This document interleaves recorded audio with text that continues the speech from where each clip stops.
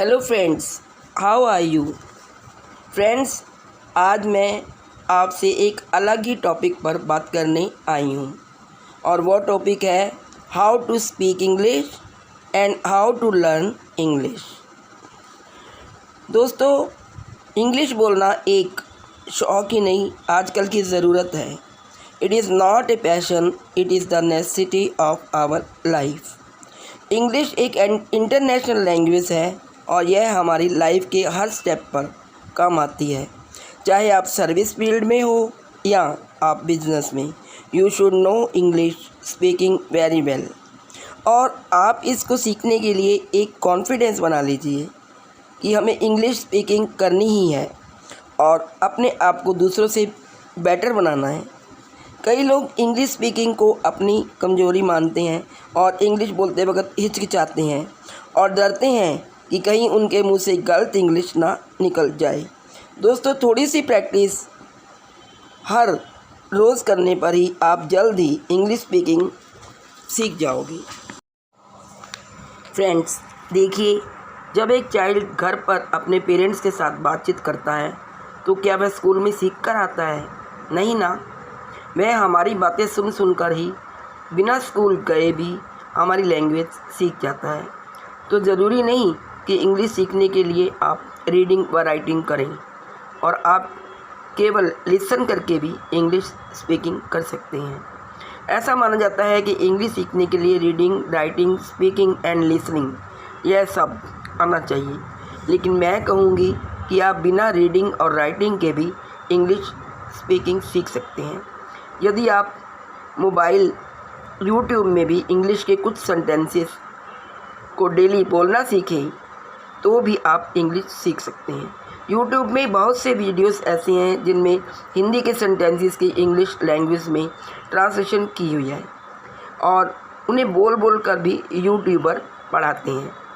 इस प्रकार सबसे आसान ऑप्शन है यूट्यूब इंग्लिश सीखने के लिए। रोज़ के यदि आप 10 सेंटेंसेस भी सीखते हैं तो आप एक महीने में कितने सारे सेंटेंसेस इंग्लिश में बोल पाएंगे। फ्रेंड्स, आज घर घर में मोबाइल है, यहाँ तक कि एक रिक्शा ड्राइवर और मज़दूर के पास भी मोबाइल है और मोबाइल के सारे ऑपरेशंस व्हाट्सएप, यूट्यूब, फेसबुक जैसे सिस्टम सब लोग ऑपरेट कर लेते हैं। तो इंग्लिश लैंग्वेज सीखना तो आज के युग में बहुत ही ईजी है और इंग्लिश स्पीकिंग भी ज़रूरी है। ज़रूरी नहीं कि स्कूल जाकर ही रीडिंग व राइटिंग सीखनी है, घर पर रहकर भी इंग्लिश सीखने के बहुत से ऑप्शंस हैं। तो फ्रेंड्स, डरिए मत। यद्यपि हमारी राष्ट्रभाषा हिंदी है, बट बहुत ही सिस्टम ऐसे हैं जिसके लिए इंग्लिश सीखना मस्ट है। हर रोज़ करने पर ही आप जल्द ही इंग्लिश स्पीकिंग सीख जाओगे। यदि रोज़ के 25 से 30 मिनट तक भी आप इंग्लिश लर्निंग को देते हो तो इंग्लिश स्पीकिंग कोई मुश्किल काम नहीं रह जाता। यदि आप अपने मन में यह ठान लो, यह दृढ़ निश्चय कर लो कि मुझे इंग्लिश सीखनी है और फ्लुएंटली इंग्लिश स्पीकिंग करनी है, तो कोई भी आपको इंग्लिश सीखने से नहीं रोक पाएगा।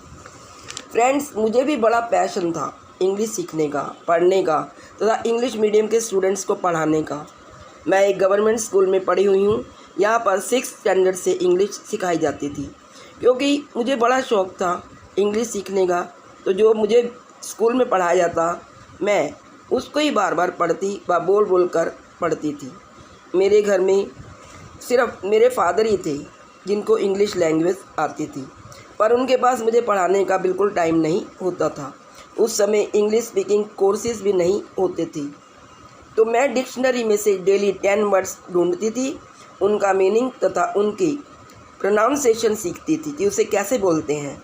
जब समर वेकेशंस होती थी तो मैं पहले अदर सब्जेक्ट्स का होमवर्क जल्दी जल्दी फिनिश करके इंग्लिश सबसे बाद में करती थी और फिर डेली इंग्लिश की ट्रांसलेशन और न्यू वर्ड्स के वोकैबुलरी के मीनिंग्स तथा स्पीकिंग की प्रैक्टिस किया करती थी। ऐसा करते करते कैसे मेरी इंग्लिश स्पीकिंग डेवलप हो गई मुझे पता ही नहीं चला। और स्कूल के बाद जब मैं कॉलेज में गई तो फर्स्ट ईयर में ही मैंने पूरे कॉलेज में इंग्लिश में टॉप किया और दिल्ली यूनिवर्सिटी के भारतीय महिला कॉलेज में मुझे उस समय के vice chancellor mister Swaroop Singh ji ने अवार्ड भी दिया था।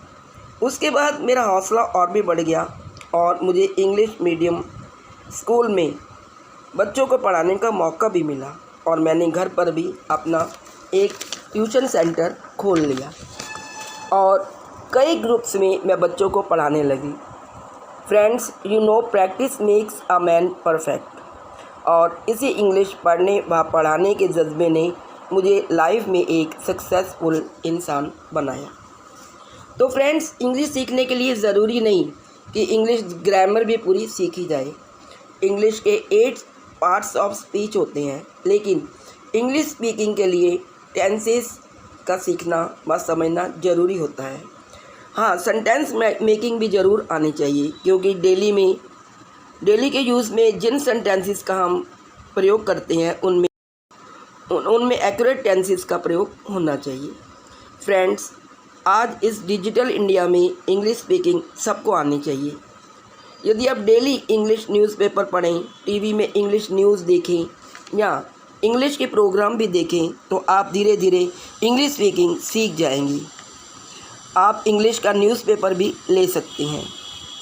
फ्रेंड्स, मैं आपको बता दूं, हमारे समय में तो कोई नहीं होता था ऑप्शंस, लेकिन आजकल तो इंग्लिश सिखाने के लिए आपके पास गूगल है और यूट्यूब जैसे सोर्सेस हैं, जिनको देखकर व पढ़कर और सुनकर आप जल्द ही इंग्लिश प्रोनाउंस करना व स्पीकिंग करना सीख जाएंगी।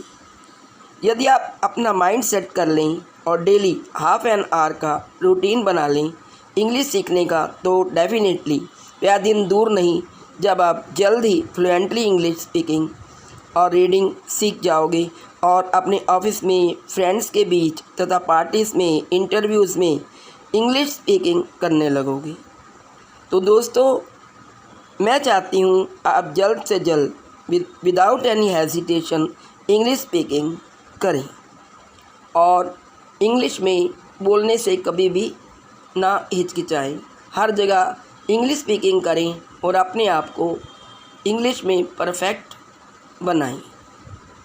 All the best. Thank you.